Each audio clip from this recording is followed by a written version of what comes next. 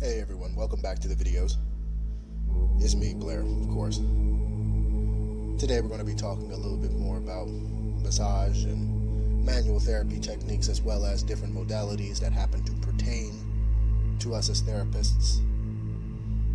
Anyone who's learning any type of self-discipline or martial art or manual therapy, anything that happens to deal with your health and wellness, you want to learn this. This is a very brief introduction, and as we continue with this video series, we will elaborate further on these nuancical principles that I happen to bring up today.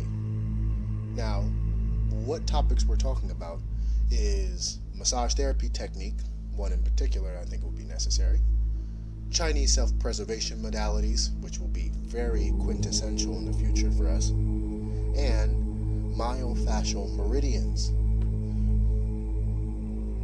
Thank you once again for coming to the video, and if you can, please subscribe, leave a like, and comment, please. It always helps out the channel, and I always respond back to the comments. If you have anything to add onto the topic, please, that would be fantastic. It's always generally appreciated. Now let's get into the information. So, we need to discuss the fundamental principles of all therapy, unified underneath one ideology when it comes down to meridian points and flow paths of the body. Within ancient Chinese manuscripts of acupuncture, acupressure, moxibustion, the principles of modalities is to clear stagnation and promote proper flow of energy, and to tonify. At times when life seemed more primitive than what we're currently experiencing now in our modern age, how exactly did ancient Chinese happen to come across this fundamental axiom of information, and where did they learn it from? The further we dig back into ancient Kemetic times as well, the medical procedures that were promoted for their time is almost identical to the ideological viewing of the body within the imagery of meridian points and flow paths. Just like the earth, the human body reflects the same. As the earth is made up predominantly of water, the human body as well. Lakes, streams, rivers, seas, each one respectively flowing into another, and when these channels become clogged or dammed, then the inflow or outflow becomes stagnated. The performance of manual therapists, whether it be in our modern times or long in past, the purpose has always been to unwound and unlock. And how interesting is it that the ideology of meridian points and flow channels have continued to be revised in different therapies, such as myofascial release. The ideology behind myofascial release is the unsticking and unlock of shortened and elongated fascia networks within the body. Slightly similar to a spider's web, if you can imagine.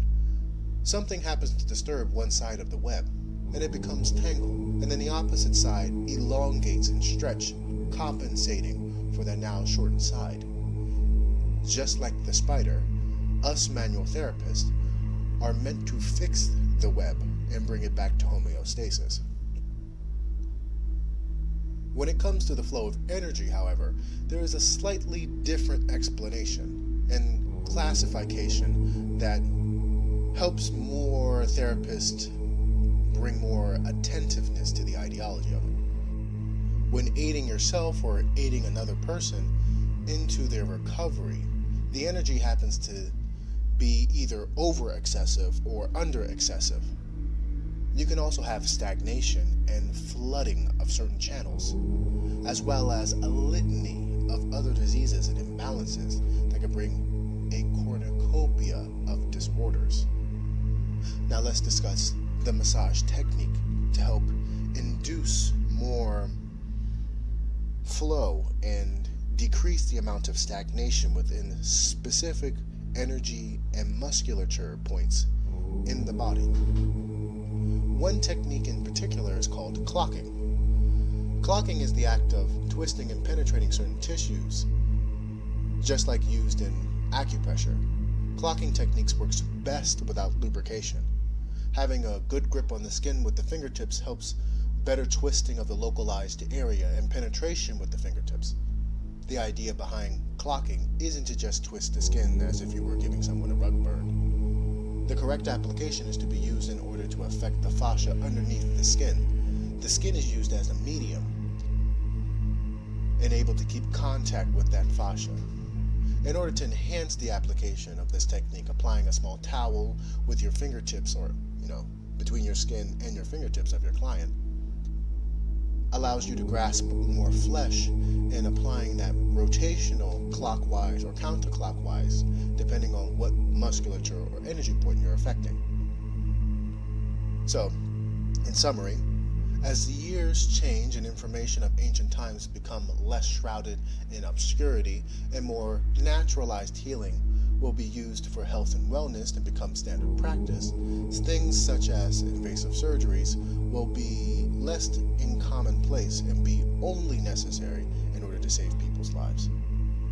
The way modern medical industrial complexes have now been forwarded is that they're only meant to fix the symptoms, never fix the problem.